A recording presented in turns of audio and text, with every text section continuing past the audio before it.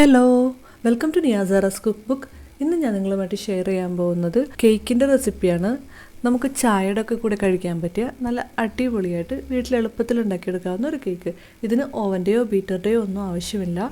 മാത്രമല്ല നമ്മളിത് ഉണ്ടാക്കിയെടുക്കുന്നത് അമൃതംപൊടി വെച്ചിട്ടാണ്. നമ്മുടെ നഴ്സറിയിൽ നിന്ന് കിട്ടുന്ന അമൃതപ്പൊടി വെച്ചിട്ട് വളരെ എളുപ്പത്തിൽ ഉണ്ടാക്കിയെടുക്കാവുന്ന കേക്കാണ്.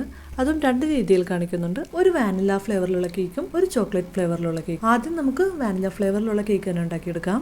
അപ്പോൾ നമുക്ക് വീഡിയോയിലേക്ക് പോവാം. അതിനു മുൻപായിട്ട് ഇതുവരെ എൻ്റെ ചാനൽ സബ്സ്ക്രൈബ് ചെയ്തിട്ടില്ലാത്തവർ ഒന്ന് സബ്സ്ക്രൈബ് ചെയ്യുക. കൂട്ടത്തിൽ ആ ബെൽ ഐക്കൺ കൂടി ഒന്ന് ക്ലിക്ക് ചെയ്തിട്ട് ഓൾ എന്ന ഓപ്ഷൻ സെലക്ട് ചെയ്യുക. ഇവിടെ ഞാൻ ആദ്യം തന്നെ കേക്ക് ടിന്നൊന്ന് കുറച്ച് ഓയിലൊക്കെ പുരട്ടി വയ്ക്കുന്നുണ്ട്. ഇതിൽ നന്നായിട്ട് ഓയിൽ തേച്ചതിന് ശേഷം നമുക്കിതിലേക്ക് ഒന്നുകിൽ ബട്ടർ പേപ്പർ വെച്ച് കൊടുക്കാം, അല്ലാന്നുണ്ടെങ്കിൽ കുറച്ച് മൈദമാവ് തൂകിയിട്ട് എല്ലാ സ്ഥലത്തേക്കും ഒന്നാക്കിയിട്ടൊന്ന് തട്ടി കൊട്ടി കൊടുക്കാം. ഇപ്പോൾ ഞാനിവിടെ ഒരു ബട്ടർ പേപ്പറാണ് വെച്ചിരിക്കുന്നത്. ഇനി ഇതൊരു സൈഡിലേക്ക് മാറ്റി വയ്ക്കുക. എന്നിട്ട് ഒരു മിക്സിയുടെ ജാർ എടുത്തിട്ട് ഇതിലേക്ക് 2 കോഴിമുട്ടയും 1/2 കപ്പ് പഞ്ചസാരയും ചേർത്തിട്ട് നന്നായിട്ടൊന്ന് മിക്സിയിൽ അടിച്ചെടുക്കാം. ഇപ്പോൾ ഞാൻ 2 കോഴിമുട്ടയാണ് ഇതിലേക്ക് ചേർക്കുന്നത്. ഇനി ഇതിലേക്ക് 1/2 കപ്പ് പഞ്ചസാര കൂടി ചേർത്തിട്ട് ഇത് രണ്ടും കൂടി ഒന്ന് നന്നായിട്ട് അടിച്ചെടുക്കണം.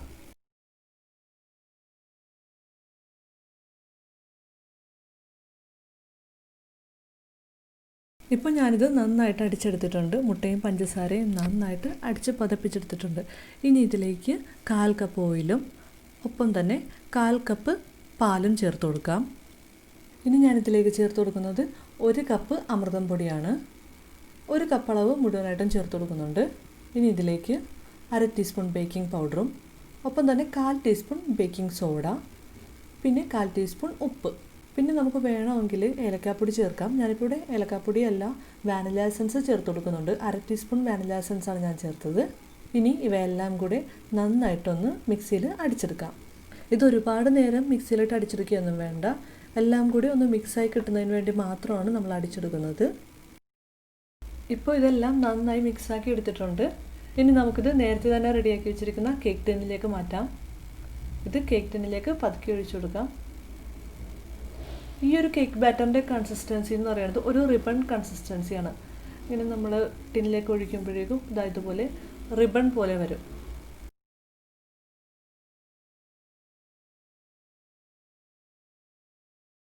ഇനി നമുക്കിത് നന്നായിട്ടൊന്ന് ടാപ്പ് ചെയ്ത് കൊടുക്കണം. ഇതിലുള്ള എയർ ബബിൾസൊക്കെ ഒന്ന് റിലീസ് ആവാൻ വേണ്ടിയാണ് ഇങ്ങനെ ടാപ്പ് ചെയ്ത് കൊടുക്കുന്നത്.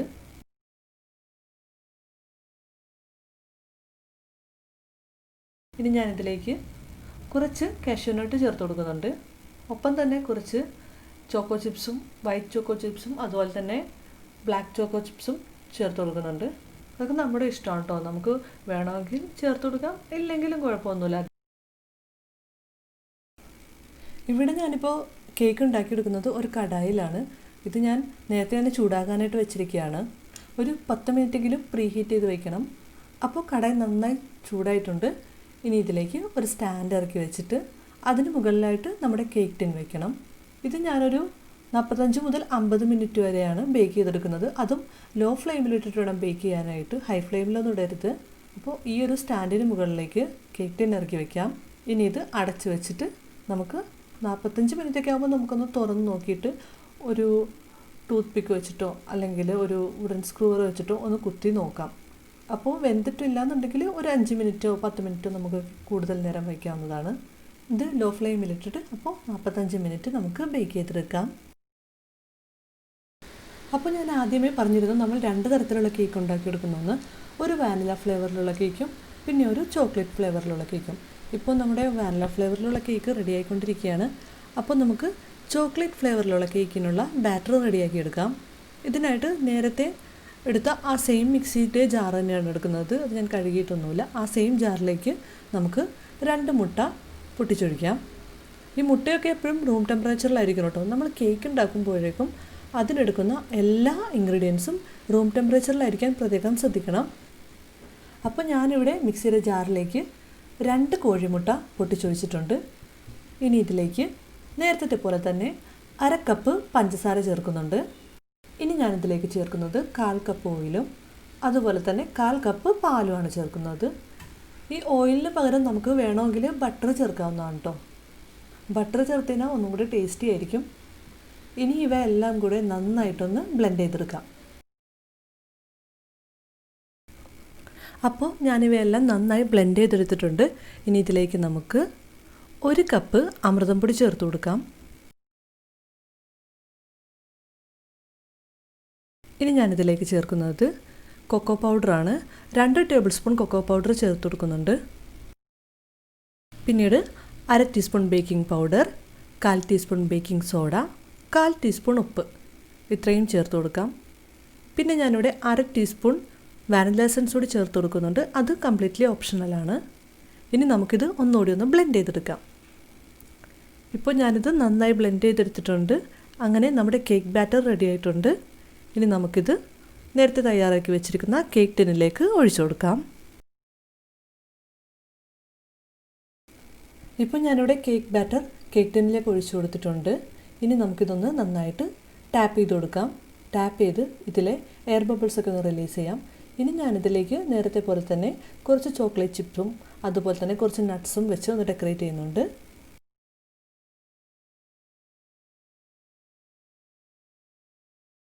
ഈ കേക്ക് ഞാൻ ഉണ്ടാക്കിയെടുക്കുന്നത് കുക്കറിലാണ്. അപ്പോൾ ഒരു പ്രഷർ കുക്കർ ഞാനിവിടെ പ്രീഹീറ്റ് ചെയ്യാനായിട്ട് അടുപ്പിലേക്ക് വെച്ചിട്ടുണ്ട്. ഇതിപ്പോൾ ഒരു 10 മിനിറ്റ് പ്രീഹീറ്റ് ചെയ്തിട്ടുണ്ട്. ഇതിൽ ഞാൻ വെയിറ്റ് ഒന്നും ഇട്ടിട്ടില്ല. ഇപ്പോൾ കുക്കർ നല്ല ചൂടാണ്. ഇനി ഇതിലേക്ക് ഞാൻ ഒരു ചെറിയ സ്റ്റാൻഡ് ഇറക്കി വെക്കുന്നുണ്ട്. ഇതുപോലത്തെ ഒരു സ്റ്റാൻഡോ അല്ലെങ്കിൽ ഒരു പാത്രം, ചെറിയ പാത്രം കമിഴ്ത്തി വെക്കുക ചെയ്യാവുന്നതാണ്. ഇനി അതിന് മുകളിലേക്ക് കേക്ക് ടിൻ ഇറക്കി വയ്ക്കാം.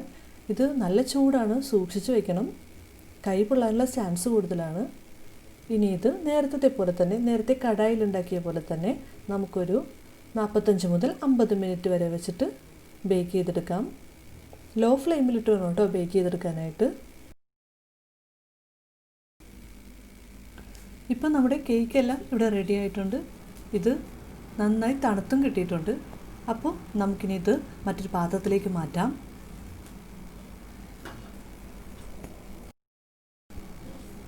ഇത് നമ്മൾ ആദ്യം തയ്യാറാക്കിയെടുത്ത വാനില ഫ്ലേവറിലുള്ള കേക്കാണ്.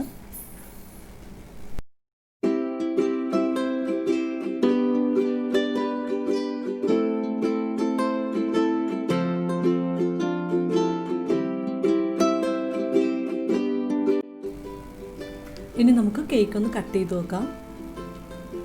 ഇത് നല്ല സോഫ്റ്റാണ്, അതുപോലെ തന്നെ നന്നായി വെന്ത് വന്നിട്ടുണ്ട്. അപ്പോൾ എല്ലാവരും ട്രൈ ചെയ്ത് നോക്കണം കേട്ടോ. നല്ല എളുപ്പത്തിൽ നമുക്ക് ഉണ്ടാക്കിയെടുക്കാവുന്നൊരു കേക്കാണ്. കുട്ടികൾക്കൊക്കെ വളരെ ഇഷ്ടമാവും. അത് നമുക്ക് എല്ലാവർക്കും കിട്ടുന്ന അമൃതം പൊടി വെച്ചിട്ട് തന്നെ ചായക്കടിയായിട്ടും ഒക്കെ ഉണ്ടാക്കിയെടുക്കാം.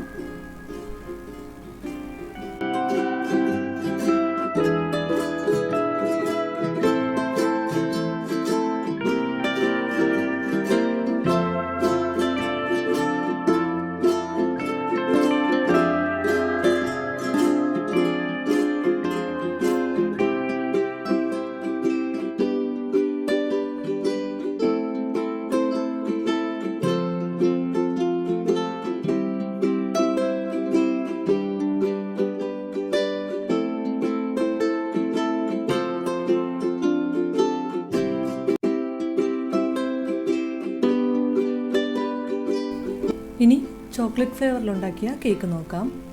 ഇതും നന്നായി പൊങ്ങി വന്നിട്ടുണ്ട്, നന്നായി റെഡി ആയിട്ടുണ്ട്. അപ്പോൾ നമുക്കിനി ഇതൊരു മറ്റൊരു പാത്രത്തിലേക്ക് മാറ്റാം.